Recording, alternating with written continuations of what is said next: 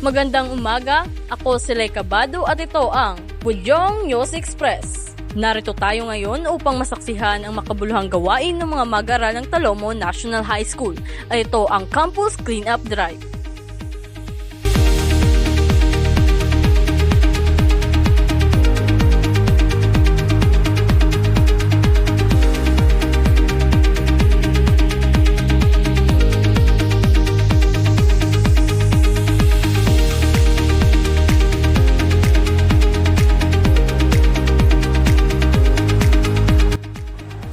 Ngayon ay kasama natin si Clint Alfici upang pag-usapan ang tungkol sa Campus Cleanup Drive. Meron akong katanungan sa iyo, ma-okay lang ba? Yes po. So, ano ang naging karanasan mo sa Campus Cleanup Drive na ito? My experience in this campus cleanup drive is very important to know all students that how to learn how to manage their own trashes, and that cleanup drive is so very important to maintain the cleanliness of our school's environment.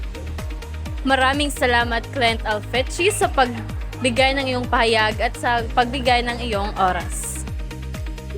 Ngayon naman ay kasama ko sa LG mula sa grade 10 Jacinto. LG, ito ang aking katanungan. Ano ang mga benepisyo ng pagkakaroon ng malinis na paaralan?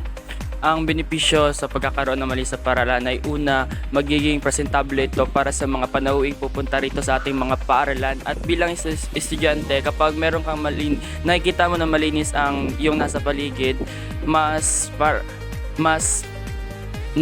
napopokus ka sa pag-aaral mo. And then, kapag kasi may malinis yung kapaligiran natin, parang yung utak natin sumasabay na parang mas maliwalas, mas magandang mag-aral. Salamat sa iyong pahayag at pagbigay ng oras. Sana'y patuloy tayong magtulungan para sa malinis at maayos na paaralan. Muli, ako si Lay Cabado, nag-uulat para sa Ang Budyong News Express.